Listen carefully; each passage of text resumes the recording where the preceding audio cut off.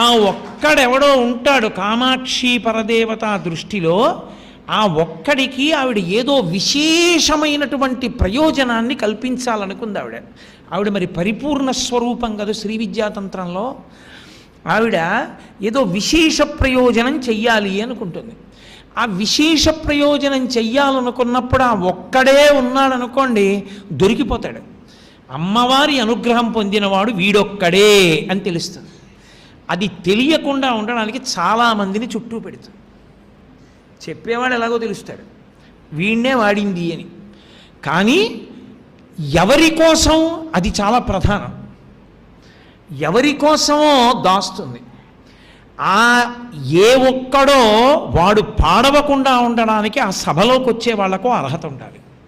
లేకపోతే ఏమవుతుందంటే వాడు పాడైపోతాడు. ఎవడు అందుకోవాలనుకున్నాడో యజ్ఞాన్ని రాక్షసులు పాడి చేసేసినట్టు సభ యొక్క స్వరూపాన్ని పాడు చేస్తే అందుకోవలసిన వాడు అందుకోలేడు, పోగొట్టేసుకుంటాడు. ఈయనగాచి నక్కల పాలైపోయిందంటారు, అలా అయిపోతుంది. అందుకే ఏ సభలో ఎవరుండాలి అన్నది నిర్ణయం తప్ప ప్రతి సభకి జనం వచ్చేస్తే బాగుండు అన్నట్టుగా అందరూ ఆహ్వానితులే అని రాయడం తప్పే. అలా సభాప్రవేశం చేయకూడదు.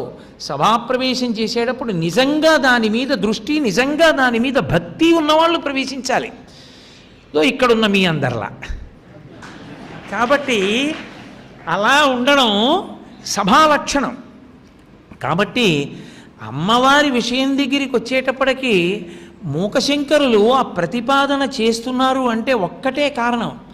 అమ్మవారి యొక్క ధ్యాన శ్లోకంగా చెప్పారనుకోండి, కాంచీదామాకరికలభ కుంభస్తననత పరిక్షీణా మధ్యే పరిణత శరచంద్రవదన అని శ్లోకం చెప్పారనుకోండి, మీ మనసు పట్టుకుంటుంది, పట్టుకోకపోతుంది.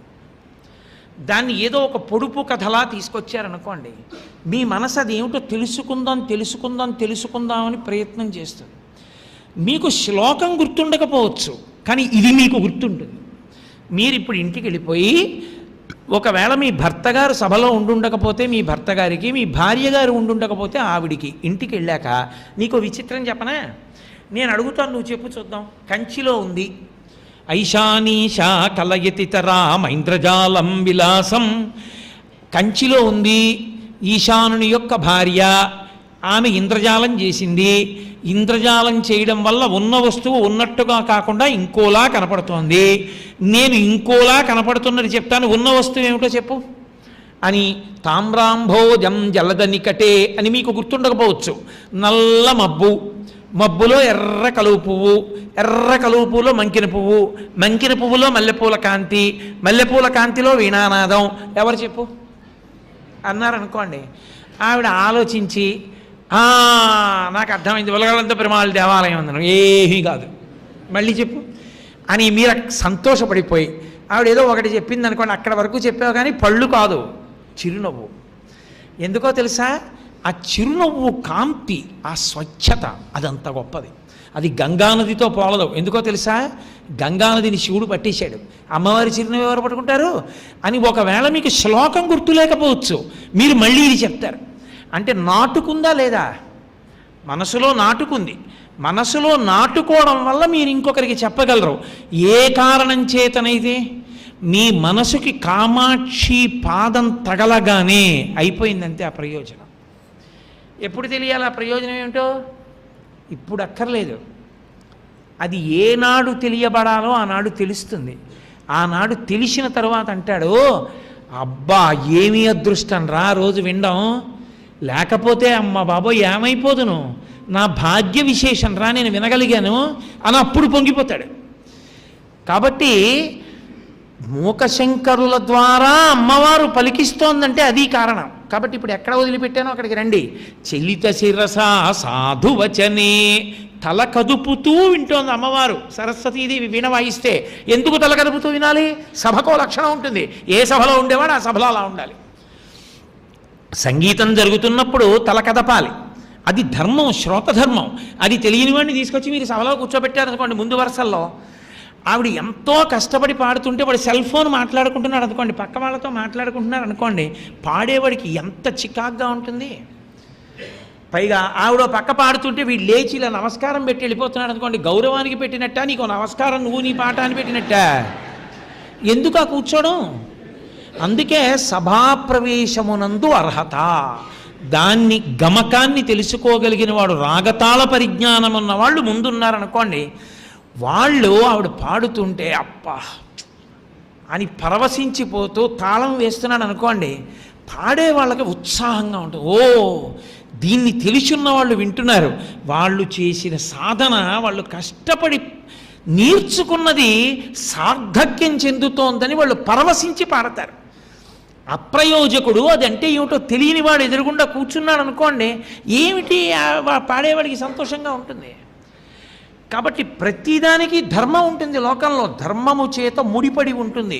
అందుకే అసలు ఆ ధర్మం అన్నది విడిచిపెట్టడానికి ఉండదు. శ్రోతకి ధర్మం అది అమ్మవారు పాటించింది. చలిత శిరసా సాధువచనే. సాధువచనే అంటే అద్భుతం అద్భుతం అని అరవకూడదు సంగీత సభలో, శభాష్ అని వినపడకుండా సాధువచనం అంటే చిన్న మాట అవతల వాళ్ళని అభినందిస్తూ అనాలి. అబ్బా అంటున్నారు అనుకోండి, సంతోషంగా ఉంటుంది. ఆహాహాహా అని అరుస్తున్నారు అనుకోండి, పాడేవాడు పాడలేడు. కాబట్టి చలిత శిరస సాధువచనే. శంకరుల శ్లోకముల యందు నాటకీయత ఉంటుంది. అది శంకరుల యొక్క వాంగ్మయ లక్షణం. శంకరులు ఒక శ్లోకం చేశారంటే ఒకసారి చదివితే చాలు, మీరు మళ్ళీ ఎప్పుడో అకస్మాత్తుగా దాని అవసరం వస్తే మీరు మళ్ళీ జ్ఞాపకం చేసుకుంటే మీకు ఆ సభ జ్ఞాపకానికి వస్తే ఆ మాటలు వచ్చేస్తాయి, అంతే అలా వచ్చేస్తాయి. దాని వెనకాల ఒకదాని వెనకాల మీరు ప్రయత్నపూర్వకంగా ఏదో బట్టి పట్టి గుర్తు చేసుకోక్కర్లేదు. ఎలా ఉంటుందో చెప్తారు శంకరాచార్యుల వారు, నిజంగా మీ కళ్ళ ముందు జరుగుతున్నట్లు చూపిస్తారు. దీని విపంచాగాయంతి వివిధమపదానం పశుపతే. ఎవరు ఆ కీర్తనలు వింటున్నారో వాళ్ళ హృదయమిరిగి పాడాలి పాడేవాడు. ఎవరు వింటున్నారు? పరదేవత వింటోంది. పరదేవత హృదయం ఏమిటి? మహాపాతివ్రత్యం. ఆమె శక్తి స్వరూపిణి, ఆమె లేకుండా శివుడు సాధించగలడని కాదు, అయినా ఆమె మహాపతివ్రత. అంతా శివుడి గొప్పతనం అండి. అయినప్పుడు శివుడి మీద పాడితేనే ఆవిడ సంతోషిస్తుంది. అమ్మా నువ్వు మహిషాసురుని చంపావు, శుంభుల్ని చంపావు, అమ్మా నువ్వు ఆ నుంచి ఛా వరకు అక్షరస్వరూపానివి, నువ్వే శారదవి, నువ్వే మీనాక్షివి, నువ్వే కామాక్షివి అంటే ఆవిడ ఇలా అంటుంది, ఏమిట్రా అసలు శివుడి గురించి ఒక్క మాటలేదు అంటుంది. ఆవిడ మహాపతివ్రత. ఇది ఎరుగున్నది గాయకురాలు సరస్వతీదేవి. ఆవిడ మహాజ్ఞాని, గొప్ప జ్ఞానస్వరూపం. ఆవిడకి ఎందుకు తెలియదు? అందుకని ఆవిడ పాడుతోంది. దేని? వివిధమపదానం పశుపతే, పరమశివుని యొక్క వీరగాథల్ని పాడుతోంది. ఈవిడ త్వయారబ్ధే వక్తుం చలిత శిరసా సాధువచనే, ఇలా తలూపుతూ వింటూ ఆవిడ త్వయారబ్ధే వక్తుం ఏదో చెప్పాలనుకుంది అమ్మవారు. సాధువచనే, ఇంకా ఆవిడ చెప్పాలనుకున్నది చెప్పలేదు. ఎందుకు చెప్పలేదో? పాట అవుతోంది. పాట అవుతూ ఉండగా చెప్పకూడదు కదా. మధ్యలో ఎవడో ఆ కీర్తనలో అది బాగా పాడారు సుమా అనకూడదు, అయిపోయాక అనాలి ఆ మాట. కాబట్టి సాధువచనే, తను చెప్పబోయేటటువంటి విషయాన్నంతటినీ చెప్పగలిగినటువంటి చిన్న మాట మాట్లాడింది. అంటే మీకు అర్థం అవ్వాలంటే శబాష్ అంది ఆవిడ. శబాష్ అని ఇలా తలూపి. అలా అనగానే సరస్వతీదేవి ఏం చేసింది? త్వదీయైర్మాధుర్యైర్ అపలపిత తంత్రీ కలరవాం ఆపేసింది సరస్వతీదేవి పాట. ఎందుకని? నా కంఠం బాగుంటుంది, నేను బాగా పాడుతున్నాననుకుని నేను పాడుతుంటే ఆవిడ శబాష్ అంటేనే అబ్బా ఎంత బాగుందో ఆ కంఠం, ఎంత బాగా ఉందో అనిపిస్తే ఇక ఈ తల్లే పాట పాడితే నా పాట ఎందుకు పనికి వస్తుందని భయం వేసి ఆవిడ పాట మానేసింది. ఆవిడ మానేసింది, వీణ మానేస్తుందా? వీణ మాందో. ఎందుకని? అప్పటిదాకా పట్టుకుని వాయించింది, దాన్ని వాయించి ఈవిడ ఆపింది. ఇది గుయ్ అంటూ ఉంటుంది. ఇంకాను ఆవిడంటే అని అకస్మాత్తుగా ఆపేసింది. అమ్మా బాబోయ్, శబాష్ అంటేనే ఇంత అందంగా ఉంటే ఇంకా ఆవిడ పాడితే ఆవిడ దగ్గర పాడటం అని అయిపోయింది. వీణ ఆగుతుందా? దానికి ఎలా తెలుస్తుంది? అదని గుయ్ అంటోంది. ఇంకాను నీకు సిగ్గులేదే, ఇంకా గుయ్యి అంటున్నావా? ఆవిడ అంత బాగా అంటున్నా అని వెంటనే నిచుళ్ళయ్యతి చోళేనని భృతాం, సిగ్గులేందానా దూరు లోపలికి అని గలీబులో పెట్టి మూట కట్టేసింది. అంటే తను ఆవిడ గొప్పతనం తెలుసుకుని ఊరుకుంది. వీణ ఇంకా కుయ్యి అంటోంది, అందులో పెట్టేసింది గలీబులో. అందులో బా మాట్లాడుకో. పిల్లలు చూడండి, ఓ అల్లరి చేస్తున్నారు అనుకోండి, పెద్దవాళ్ళు వచ్చినప్పుడు అల్లరి చేయకో అన్నా కూడా వాళ్ళు ఏదో చేస్తున్నారు అనుకోండి, గబగబా లేచి వెళ్ళి తాతగారు వాడిని తీసుకెళ్ళి ఆ గదిలో దింపేసి బయట నుంచి గడియెట్టేసి సేయ్ వీడిని పెరట్లో ఆడుకోమని అంటారు చూడండి. అలా గలీబులో తోసేసింది అన్నారు శంకరాచార్యులు వారు. ఎంత నాటకీయత నిజంగా! అంటే అమ్మవారి యొక్క కంఠంలోంచి శభాష్ అన్న మాట ఒక్కటి వస్తే అంత అద్భుతంగా ఉంటే అసలు ఆవిడ కంఠ మాధుర్యం ఎలా ఉంటుంది, ఆవిడ మాట్లాడితే ఎలా ఉంటుంది, ఇది చెప్పడం. తత్ర వీణానినాదం మూకశంకరుల శ్లోకంలోకి రండి. ఆమె నల్లని మబ్బనేటటువంటి కబరీబంధంలో ఎర్రటి కలువ పువ్వు లాంటి అమ్మవారి ముఖం, అందులో ఎర్రని మంకెన పువ్వు లాంటి అమ్మవారి పెదవి, అందులోంచి వస్తున్న తెల్ల మల్లె పువ్వు యొక్క కాంతి లాంటి చిరునవ్వు, ఆ చిరునవ్వు వెనక అమ్మవారి కంఠంలోంచి వస్తున్నటువంటి వీణానాదం లాంటి కంఠస్వరం. ఇవన్నీ ఒకలా కనపడి ఒకలా ఉన్నవి. నల్లమబ్బు దగ్గర కలువ పువ్వు ఇవన్నీ. కానీ యథార్థానికి అది ఎవరు? కామాక్షి పరదేవతే. ఆవిడెవరు? ఆవిడెవరంటే శంకరాచార్య మూకశంకరులు అంటారు, ఆవిడ సుకృతలహరి పుణ్యాల పంట. ఎవరికి? ఐశానీశాం, ఈశాన్ని పుణ్యాల పంట అన్నారు. ఎందుకని? ఒక భర్త గౌరవం అంతా ఎవరి మీద ఆధారపడుతుంది? భార్య మీద ఆధారపడుతుంది. అందుకే ఒక మహాత్ముడు ఏడిచాడు, భార్య చనిపోయింది ఆయనకి. చనిపోతే ఆయన అన్నాడు, ఇహమునందు సుఖంగాదే పరలోకానికి కావలసిన మూట ఎత్తుకుపోయావన్నాడు. ఏది? పుణ్యం చేయడానికి అధికారం పోయింది. ఏం చేద్దామన్నా పీటల మీద కూర్చుందామంటే ఆవిడేది? ఆవిడ ఉంటే ఏదో కాశీ వెళ్ళాను గయ వెళ్ళానండి, ఆవిడ రాలేదు, ఏదో ఇంట్లో బంధువులు ఉన్నారంటే రవికిల పట్ట పెట్టుకుని అయినా చేసేసావు, అధికారం ఇచ్చేశారు. ఆవిడ లేకపోతే పోయిందంతే. నువ్వు చెయ్యగలిగిన పుణ్యాల మూట ఎత్తుకుపోయావే నువ్వు, నీ చేసుకోవడానికి లేకుండా చేశావన్నాడు. ఐశానీశా, ఆ ఈశానుడు, ఈశానుడు అంటే మోక్షం ఇవ్వగలిగిన వాడు. 5 ముఖాల్లో సజ్జోజాత అఘోర తత్పురుష వామదేవ ఈశానములను 5వ ముఖం పైకి ఉంటుంది. అంత గొప్పవాడు ఆయన. ఆయన భార్య అంత గొప్పది. ఎందుకని? మాయ యొద్దు తిప్పుతుంది, మాయ నుంచి విడదీస్తుంది. అంత గొప్పదైన తల్లి ఐంద్రజాలం విలాసం. అది భార్యాభర్తల గురించి మాట్లాడడం అంటే ఆయనంత గొప్పవాడు కానండి, ఏమిటో ఆయన ప్రారంధం అనకూడదు. ఆయనకి తగిన ఇల్లాలండి అనాలంతే. మనకు ఆ అధికారం లేదు భార్యాభర్తల మధ్యకి వెళ్ళి ఆయన గొప్పవాడు ఆవిడ తక్కువది, ఆవిడ గొప్పది ఆయన తక్కువవాడు అనకూడదు. తగునీ చక్రి విదర్భరాజసతకున్ తథ్యంబు వైదర్భయుం తగునీ చక్రికి ఇంత మంచి తగునే దాంపత్యమీ ఇద్దరిని తగులం కట్టిన బ్రహ్మ నిర్పరిగదా దర్పాహతారాతి అంటారు పోతన గారు. కళాభ్యాం చూడాలంకృత శశికళాభ్యాం నిజతపప్పలాభ్యాం అంటారు శంకర భగవత్పాదులు. నిజతపప్పలాభ్యాం వరుండురులు ఒకరికొరకొకరు పుట్టినవారు. అందున పార్వతీ పరమేశ్వరులు. సంస్కృత భాష నేర్చుకునే వాళ్ళందరూ శ్లోకం చెప్తారు. వాగర్ధ వివసంపృక్తౌ వాగర్ధ ప్రతిపత్తయే జగత పితరౌ వందే పార్వతీ పరమేశ్వరం. వాళ్ళిద్దరూ పదము అర్థము ఎలా ఒకదానినొకటి ఆశ్రయించి ఉంటాయో అలా ఎప్పుడు విడివడక కలిసి ఉంటారు. మాయాశక్తి త్రిపుర సుందరి ఆవిడైతే త్రిపురాంతకుడు ఆయన. వాళ్ళది ఆదర్శ దాంపత్యం. ఆవిడ మాయాస్వరూపం, ఆయన సత్యస్వరూపం. అటువంటి మాయాస్వరూపం ఆవిడైనప్పుడు ఆవిడ ఇంద్రజాలం చేస్తుంది. ఇంద్రజాలం అంటే లేనిది ఉన్నట్టు చూపిస్తుంది. అక్కడ నిజానికి నల్లమబ్బు లేదు, కలువ పువ్వు లేదు, ఆవిడ ముఖమే. ఇది ఎక్కడ? కాపి కాంచీనగర్య, కాంచీనగరంలో జరుగుతోంది ఇంద్రజాలం. ఒక రోజో 2 రోజులో కాదు, ఎన్నాళ్ళైనా ఉంటుంది ఇంద్రజాలం.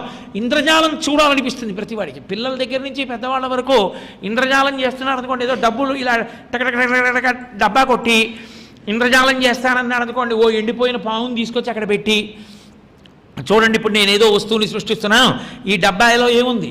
ఏమీ లేదు, ఈ డబ్బాలోంచి చూడండి ఎన్ని పావురాయిలు తీస్తున్నానో అన్నాడు అనుకోండి, పెద్దవాళ్ళు పిల్లలు యవ్వనంలో ఉన్న వాళ్ళందరూ చూస్తారు. అదో సరదా. లేని దాంట్లోంచి ఏదో కొత్తది ఉందంటే అదో సరదా. ఎందుకంటే మన జీవితం అదే కాబట్టి, మాయ యందు ఉండడమే మన లక్షణం. అందుకే మాయ అంటే సరదా అందరికీ. కాబట్టి ఇంద్రజాలం చూస్తారు. అందుకని మూకశంకరులు అంటున్నారు ఇంద్రజాలం జరుగుతోంది, ఒకరోజు 2 రోజులు అనుకుంటున్నావేమో, నెవర్ ఎండింగ్ ప్రోగ్రామ్, దానికి అంతు లేదు, ఎప్పుడూ జరుగుతుంది. ఎక్కడుందో తెలుసా? పో కంచి కామాక్షిని చూడు. ఆ కామాక్షిని చూస్తే ఆవిడే ఈ ఇంద్రజాలం చేస్తున్నది. ఇంద్రజాలం చేస్తున్నవాడు సత్యం, ఇంద్రజాలం అసత్యం. మీరు బాగా పట్టుకున్నారో లేదో? ఇంద్రజాలం చేస్తున్నవాడు ఉన్నాడే వాడు సత్యవస్తువు, వాడు అసలు ఉన్నవాడు. ఇంద్రజాలం అసత్యం, డబ్బాలో పావురాయిల అబద్ధం. కానీ అసలు డబ్బాలో పావురాయిలు తీస్తున్నవాడు వాడు లేకపోలేదు, వాడు ఉన్నాడు. కామాక్షి యొక్క మాయ అసత్యం, కామాక్షి సత్యం. ఆ ఇంద్రజాలం చూడాలనుకుంటే పో కాంచి చూసిరా. ఇంత గొప్ప ఇంద్రజాలం ఇంకెక్కడ ఉంటుంది? సృష్టి మొదటి నుంచి ఆవిడ ఇంద్రజాలం చేస్తూనే ఉంది, ఆ మాయలో తిప్పుతూనే ఉంది లోకాన్నంతటినీ. మహామాయా విశ్వంభ్రమయసి పరబ్రహ్మ మహిషి, అలా తిప్పగలిగిన ఆ తల్లిని చూస్తానంటావా? ఆ సత్యవస్తు దర్శనం చేస్తావా? కళ్ళ ముందు కనపడుతుంది నీకు. వెళ్ళు, ఆ ఎదురుగుండా మంటపంలో నిలబడి చూస్తే పద్మాసనం వేసుకుని కూర్చుని ఉంటుంది అభిషేకం జరుగుతుంటే. అబ్బా నా తల్లి ఏమి శోభ, ఆ కామాక్షి దర్శనం చెయ్యి.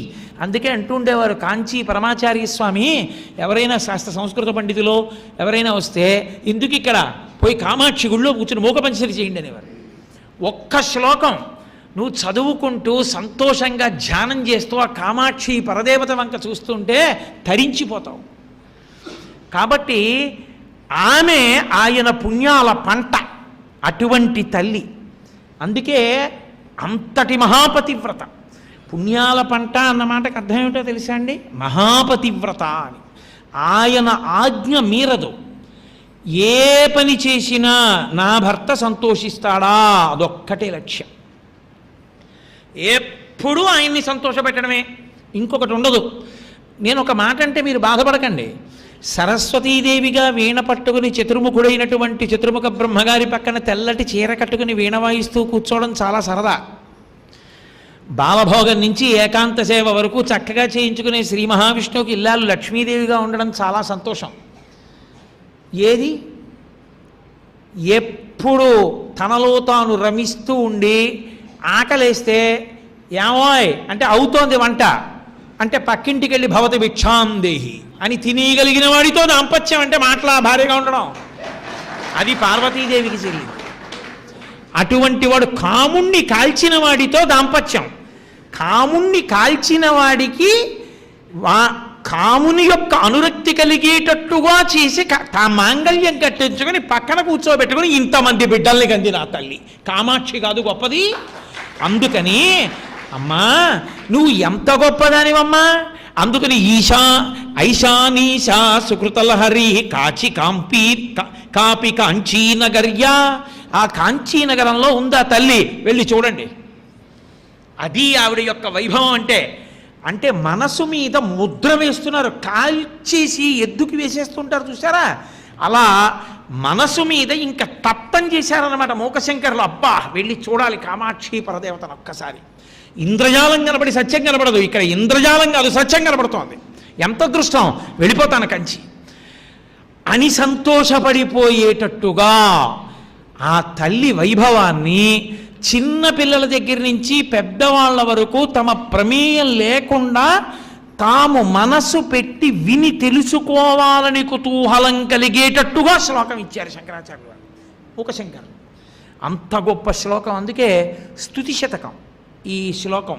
స్తుతి శతకంలో ఈ శ్లోకాన్ని, ఇలాంటి శ్లోకాలు చాలా చేశారు మూకశంకరులు. ఈ శ్లోకానికి చాలా పెద్ద పట్టం కడతారు పెద్దలు. ఎందుకంటే ఇది విన్నవాడికి ప్రయత్నం లేకుండా అమ్మవారి యొక్క చిత్రాన్ని గీసుకుంటాడు. ఇక్కడ మనసు మీద గీసుకుంటాడు. మనసు దాన్ని తెలుసుకోవాలని పొడుపు కథ విన్నట్టు అమ్మవారిని పట్టుకునే ప్రయత్నం చేయడం తపస్సు. 18 సెకండ్ల కన్నా నిలబడదు కలియుగంలో. 18 సెకండ్ల కన్నా నిలబడనటువంటి మనస్సు పరదేవతా స్వరూపాన్ని తెలుసుకోవడానికి విశ్వప్రయత్నం చేసి నిలబడడంలో కృతకృత్యం అవుతుంది. కాబట్టి ఈ శ్లోకాన్ని స్తుతి శతకంలో చాలా అద్భుతమైన శ్లోకంగా చెప్తూ ఉంటారు. అలాగే మందస్మిత శతకము అని అమ్మవారి చిరునవ్వు గురించి నేను ఇందాక మీతో మాట్లాడాను కదా, అందులో మూకశంకరులు ఎన్నో శ్లోకాలు చేశారు. అమ్మవారి చిరునవ్వు మీద 100 శ్లోకాలు. అందులో ఒక శ్లోకం చేశారు. నిజంగా ఆ శ్లోకం మూకశంకరుల నోటి వెంట తప్ప అన్యుల నోటి వెంట రావడం చాలా చాలా కష్టం. అందులో ఆయన అంటారు, అశ్రాంతం అశ్రాంతం పరతంత్రత పశుపతి త్వన్మందహాసాంకురై. అమ్మా, పశుపతి అయినటువంటి పరమేశ్వరుడు, ఆ పేర్లు జాగ్రత్తగా పట్టుకోవాలి మీరు. ఆయన శంకరాచార్యుల వారిలాగే మూకశంకరులు కూడా ఒక పేరు వాడారు అంటే దాని వెనక ఏదో రహస్యం ఉంటుంది. శ్రీకామాక్షి తదీయ వర్ణ సమతా సంకేన శంకామహే. ఆయన అంటున్నారు, అమ్మా పశుపతి పరమశివుడు ఉన్నాడే, పశుపతి అయినవాడంటే పశువులంటే మోహాంధకారమనందు అజ్ఞానమనందు సంసారమనందు పరిభ్రమిస్తున్న వాళ్ళు, వాళ్ళకి పతి అయినటువంటి ఆ పరమేశ్వరుడు అశ్రాంతం, ఒకప్పుడు కాదు, ఏదో పొద్దున్న సాయంకాలం మధ్యాహ్నం ప్రదోషవేళ రాత్రి అలా కాదు, ఎప్పుడూ పరతంత్ర అంటే అదే ఆలోచన అదే ఆలోచన అదే ఆలోచనతో ఉంటున్నాడమ్మా. దేని గురించో తెలుసా అమ్మా ఆలోచన అంతా ఆయనకి? ఆయన ఆలోచన అంతా కూడా నీ మందహాసములోంచి వచ్చినటువంటి అంకురముల గురించి ఆలోచిస్తున్నాడు. త్వన్మందహాసాంకురై. మందహాసం అంటే మీకు చెప్పా, చిన్ని నవ్వు. చిన్ని నవ్వులోంచి వచ్చే అంకురం అంటే, చిన్ని నవ్వు గింజ అనుకోండి, అందులోంచి వచ్చే అంకురం అంటే పైకి లేచినది ఏది? ఆ కాంతి, తెల్లని కాంతి. నేను మీతో చెప్పే కదా, తెలుపుతోనే చెప్పాలి, ఎందుకంటే అంత స్వచ్ఛమైన నవ్వు కాబట్టి. అది ఎవరిని మోహపెట్టడానికి కాదు, అందరినీ ఉత్తమమైన మార్గంలోకి తిప్పడానికి నవ్విన నవ్వు కాబట్టి తెల్లని నవ్వు. కాబట్టి శ్రీకామాక్షి తదీయ వర్ణ సమతా సంగేన శంకామహే. అమ్మా శంకామహి శంకామహే అంటే, అమ్మ నాకు అనుమానంగా ఉందమ్మా, నా మనసులో సందేహం పుట్టింది. ఏమిటో తెలుసా అమ్మా, పరమశివుడు కొన్ని కొన్ని వస్తువులను ధరిస్తాడు, ఆయన ఎప్పుడూ వాటిని ధరించకుండా ఉండడు, ఎప్పుడూ ధరిస్తాడు. ఎప్పుడూ ధరించేవేమిటి? ఇందుం నాక ధునీంచ శేఖరయతే మాలాంచ దత్తేన వై వైకుంఠై అవకుంఠనంచ కురుతే ధూళీచయుర్భాస్మనై అన్నారు మూకశంకర్. ఆయన వాడేటటువంటి వస్తువుల యొక్క చిట్టా చెప్పారు. ఇవి ఎందుకు అలా వాడుతుంటాడో అవే ఎందుకు వాడతాడు ఆయన. ఇప్పుడు నా దగ్గర బోల్డన్న ఆభరణాలు ఉన్నాయనుకోండి, ఓ 4 రోజులు ఓ గొలుసు వేసుకుని ఆ గొలుసు తీసేసి ఓ 4 రోజులు పోయిన తర్వాత ఇంకో గొలుసు వేసుకుంటానా? అసలు అలా కాకుండా ఎప్పుడూ అలా ఉంటాడమ్మా, కొన్నే వాడుతుంటాడు. ఏమిటవి? ఇందుం, చంద్రబింబాన్ని తల మీద పెట్టుకుంటాడు.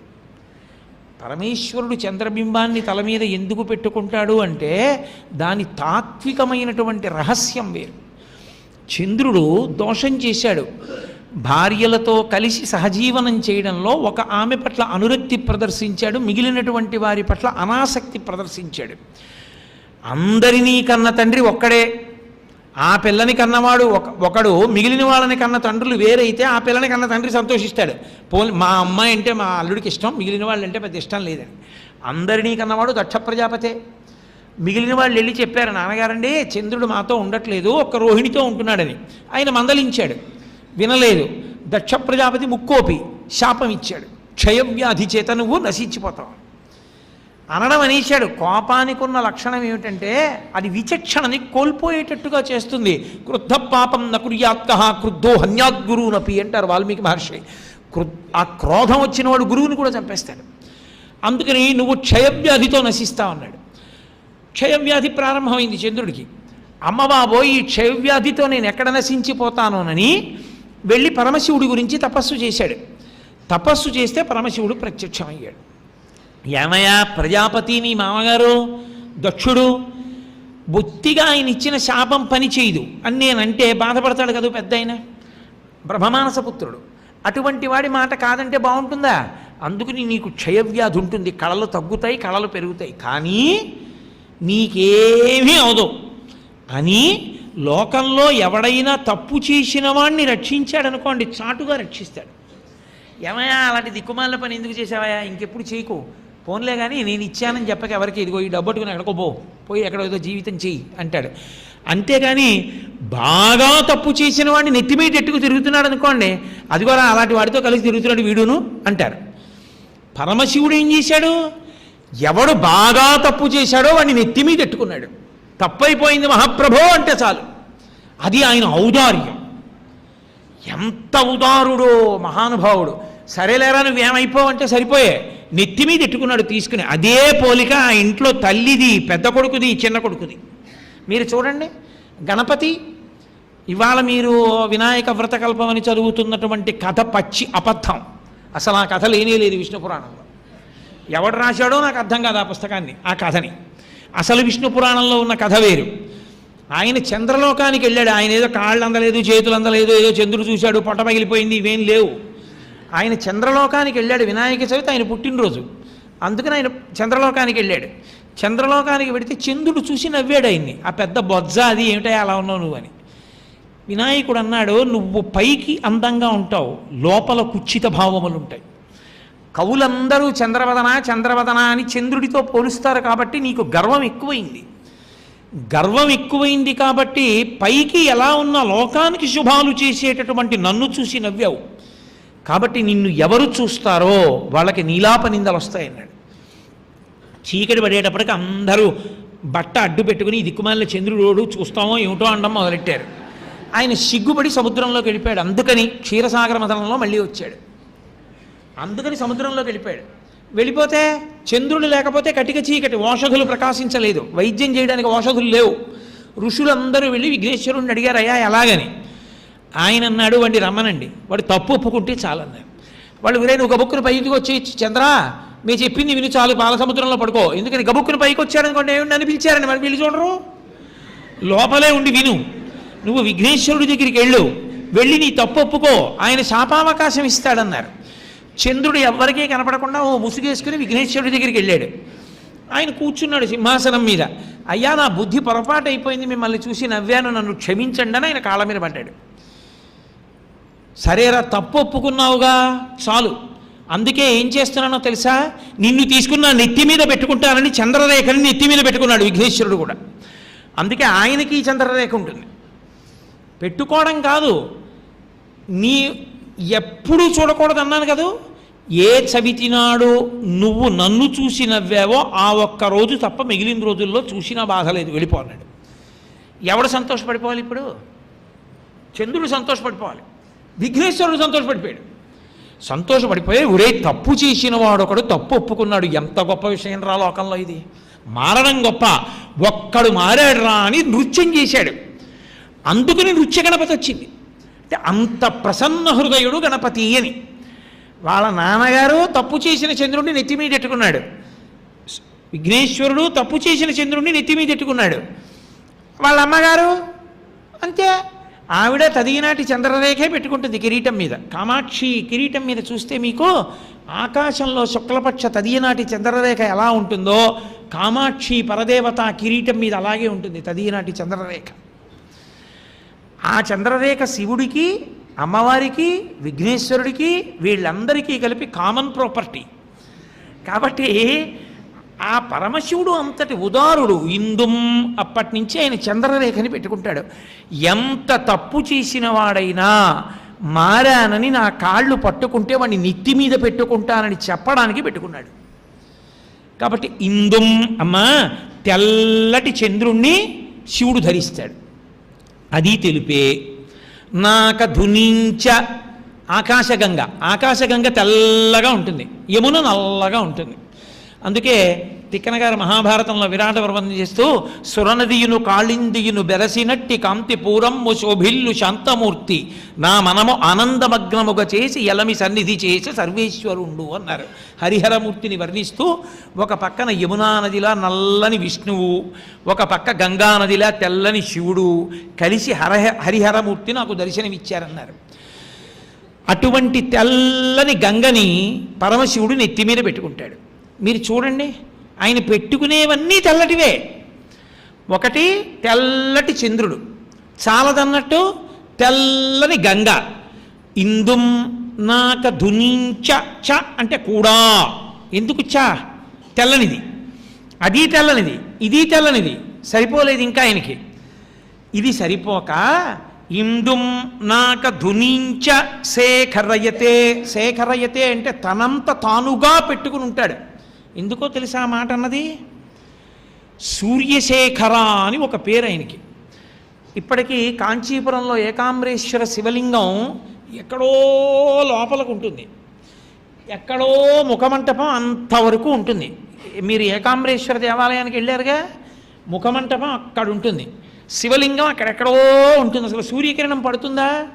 పడదు. కానీ కాంచీపురంలో మాఘమాసంలో రథసప్తమి దగ్గరలో ఒక ప్రత్యేకమైన తిథి నాడు బాలసూర్యకిరణం ఎదురుగుండా ఉన్న కిటికీలోంచి ముందు భూమి మీదకి వస్తుంది గుళ్ళో. దాని పక్కన నీరాజనం పట్టుకుని పెడతారు అర్చకులు. అది ఇలా ఇలా ఇలా ఇలా ఇలా ఇలా వెళ్ళి తిన్నగా ఏకాంబరేశ్వరుడి అంతరాలయంలోకి వెళ్ళిపోతుంది. వెళ్ళిపోయి ఏకాంబరేశ్వర శివలింగం యొక్క తల మీదకి వెళ్ళి ధగ ధగ ధగ ధగ మెరిసిపోయేటట్టుగా పడుతుంది. పడి అక్కడి నుంచి ఇలా ఎక్కి అదృశ్యమైపోతుంది. శేఖరయతే, తనంత తానుగా పడుతుంటాయి. అంటే ఎత్తి పెట్టుకున్నట్టు కాదు, తనే పెట్టుకున్న, ఎప్పుడూ దాంతోనే ఉంటాడా, అసలు ఆయన అది లేకుండా ఉండడా అన్నట్టుంటాడు. అందుకే శంకర భగవత్పాదాచార్య స్వామివారు కైలాస పర్వతం మీదకి వెళ్ళినప్పుడు పరమశివుడు ప్రత్యక్షమై ఆయనకి 5 శివలింగములు ఇచ్చాడు. 5 శివలింగములకు ఉపాసన రీత్యా పేర్లు వేరు. శృంగేరిలో ఉన్న లింగం భోగలింగం, కాంచీపురంలో ఉన్న లింగం యోగలింగం.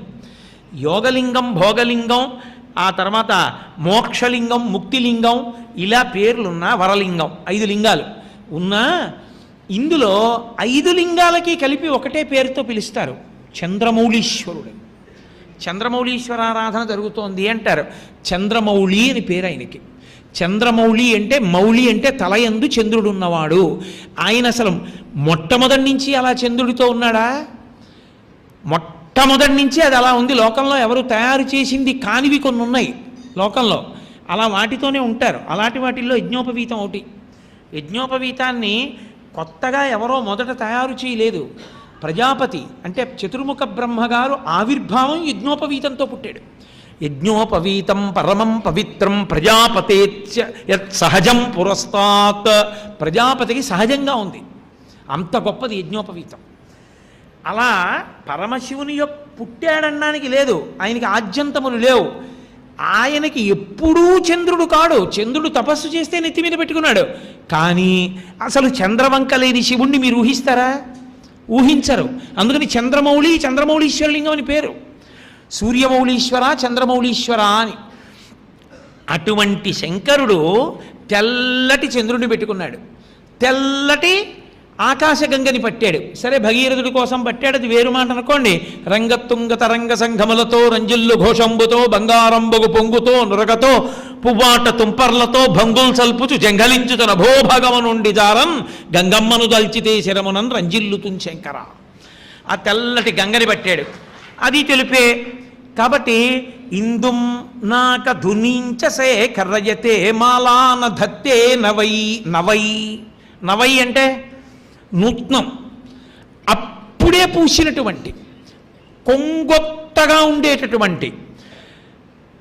ఏవి? వైకుంఠై అవకుంఠనంచ కురుతే. తుమ్మిపూలు. తుమ్మిపువ్వు గుత్తిలా ఉంటుంది, చెట్టుకి ఉండి ఇంతంత ఉంటాయి ఆ పూలు. వాటిని చాలా జాగ్రత్తగా కొయ్యాలి, ఇంతంతే ఉంటాయి. ఇలా అంటే ఊడొచ్చేస్తాయి. దాన్ని దండ కట్టడం కూడా చాలా చాలా కష్టం. శ్రీకాళహస్తిలో కడుతూ ఉంటారు తుమ్మిపూల దండ. ఆ తెల్లని చిన్ని పూలు మీరు తడి చేత్తో ఇలా పట్టుకున్నారనుకోండి, అవి ఇంకా శివలింగం మీద పడవు, మీ చేతినే పట్టు కూర్చుంటాయి. అంత ఇంతంతే ఉంటాయి. మీరందరూ చూశారేమో అనుకుంటున్నాను నేను. తుమ్మిపూలు ఇంతంత ఉంటాయి, దానికి వాసన ఉండదు. ఎందుకు ఆ తుమ్మిపువ్వు పూజ? పరమేశ్వరుడికి. పరమేశ్వరుడికి తుమ్మిపూలు అంటే చాలా ఇష్టం అండి అంటారు. ఎందుకు తుమ్మిపూలు ఆయనకి? వాసన లేని పువ్వు బుధవర్గము లేని పురంబు భక్తి విశ్వాసములు లేని భార్య అని కదా. ఎందుకు మరి ఆ వాసన లేని పువ్వు ఆయనకి? ఎందుకో తెలుసా? అసలు తత్వం ఏమిటంటే ఆయనకి అసుతోషుడు అని ఒక పేరు. అసుతోషుడు అంటే ఆయన ఎంత ఇస్తాడో మీరు ఊహించలేరు, ఆయన ఎంత చిన్నదానికి ప్రీతి పొందుతాడో మీరు చెప్పలేరు. ఈ 2 లక్షణములు ఉన్నవాడు అని గుర్తు. ఆయన ఏమిస్తాడంటే ఎవ్వరు ఊహించలేరు అంతంతవిస్తాడు ఆయన. పాలసముద్రాన్ని సృష్టించి ఇచ్చాడు. పిల్లవాడు పాలు కావాలని అడిగితే పాలసముద్రాన్ని ఇచ్చాడు. చచ్చిపోయినటువంటి మన్మధుడు మళ్ళీ పుట్టి నీ పాతివ్రత్యం చెదరదని రతీదేవికి వరం ఇచ్చాడు. యమధర్మరాజు గారిని తన్ని చంపి మళ్ళీ పుట్టించాడు. మన్మధుణ్ణి 3వ కంటి మంట చేత కాల్చి మళ్ళీ తిరిగి సృజించాడు. అసలు ఆ త్రిపురాసురుల్ని తన 3వ కంటి మంట చేత కాల్చేశాడు. పరమశివుడు చేసినటువంటి కృత్యములను ఎవడు ఊహించలేడు. భక్తులకు ఆయన ఇచ్చేటటువంటి వరం కూడా అలా ఉంటుంది. అంత గొప్పగా వరాలు ఇస్తాడు. అన్నీ ఇవ్వగలిగిన పరమేశ్వరుడు ఏం పుచ్చుకుంటాడంటే, తుమ్మి పువ్వుని పశువు కూడా తిందో, ఆ గుళ్ళల్లోనూ అక్కడ బయటే ఉంటాయి అవి. అది ఓ గుత్తికి ఇన్ని పూలు పూస్తుంది. ఆ తుమ్మి పువ్వు ఇలా ఇలా ఇలా ఇలా కోసి ఒక్క తుమ్మి పువ్వు తీసుకెళ్ళి ఇలా వేశారనుకోండి, ఆయన ఎంతో సంతోషపడిపోతారు. అది ఎవరు దండ కట్టుకోరు, అది ఎవరు తల్లో పెట్టుకోరు, అది ఎవరు వాసన చూడరు. అటువంటి తుమ్మి పువ్వు తీసుకెళ్ళి ఆయన మీద వేస్తే ఆయన అంత ప్రీతి పొందుతాడంటే అసుతోషుడు.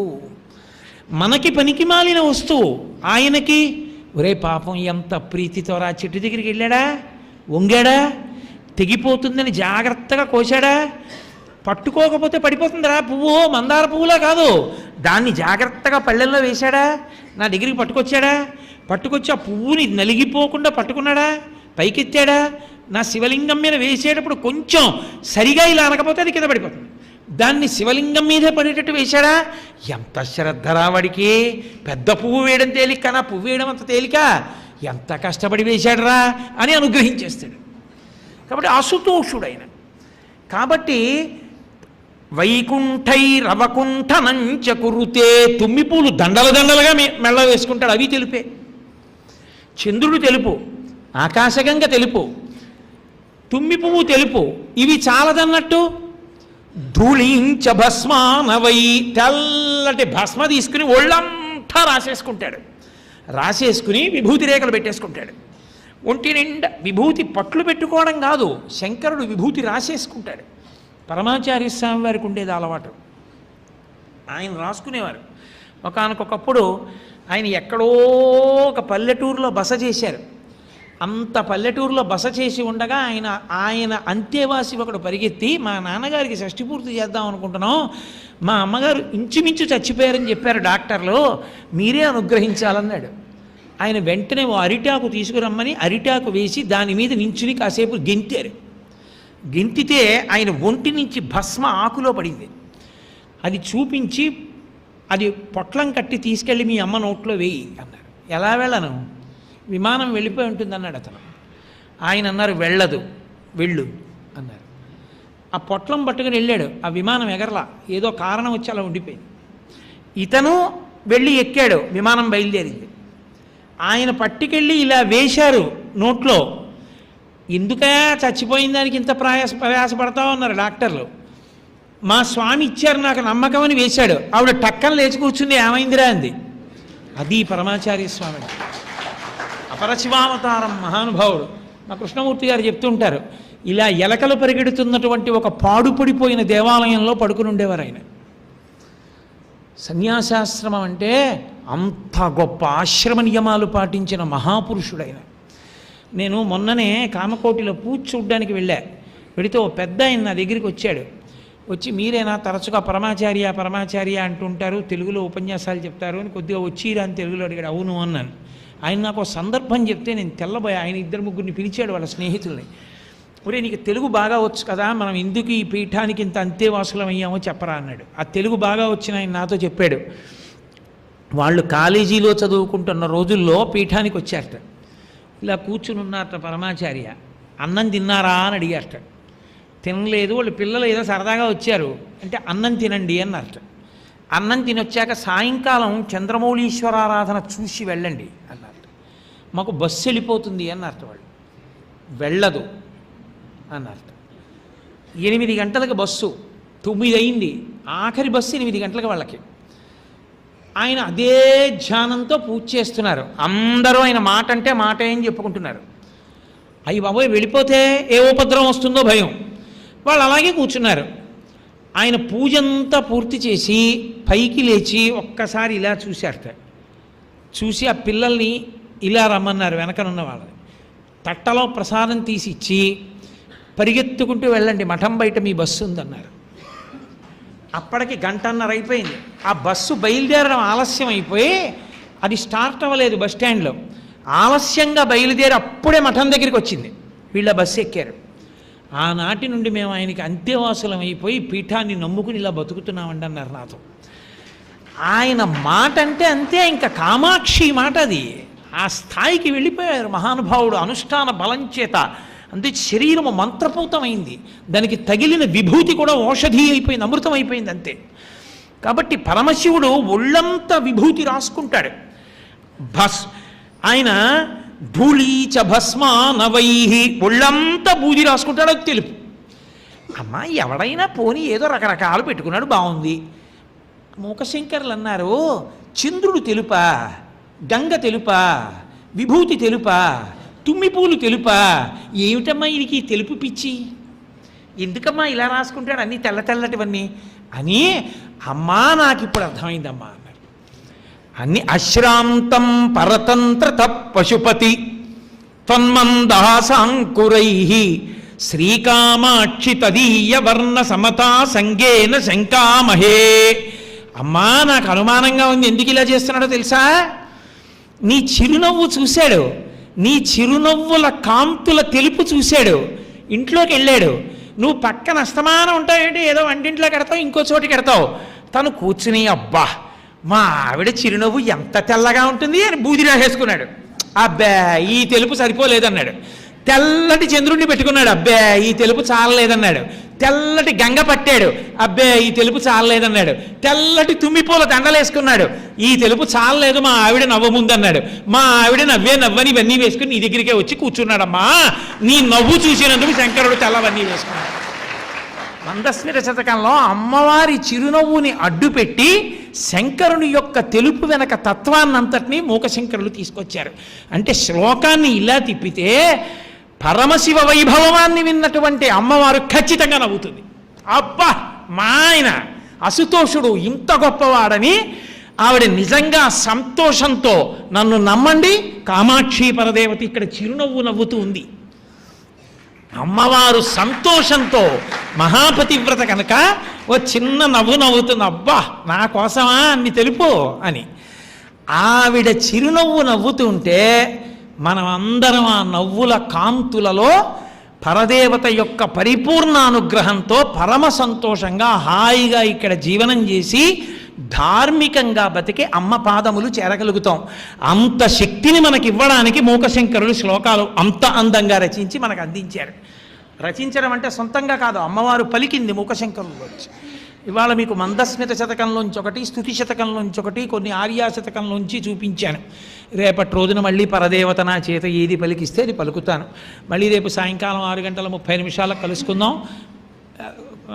హరిప్రసాద్ గారు ఏదో మాట్లాడతారు, జాగ్రత్తగా వినండి. మంగళాశాసన వరై మదాచార్య పురోగమై సర్వైశ్చ పూర్వైరాచార్యై సత్కృతాయాస్తు మంగళం. మంగళం కోసలేంద్రాయ మహనీయ గుణాత్మనే చక్రవర్తి తనూజాయ సర్వభౌమాయ మంగళం. ఉమాకాంతాయ కాంతాయ కామితార్థప్రదాయినే శ్రీగిరీశాయ దేవాయ మలినాథాయ మంగళం. కరచరణకృతం వా కర్మవాక్కాయజం వా శ్రవణనైనజం వా మానసం వాపరాధం విహితమవిహితం వా సర్వమేత్తక్షమస్వా శివ శివ కరుణాబ్ధే శ్రీ మహాదేవ శంభో. సర్వం శ్రీ ఉమామహేశ్వర పరబ్రహ్మార్పణమస్తు. స్వస్తి.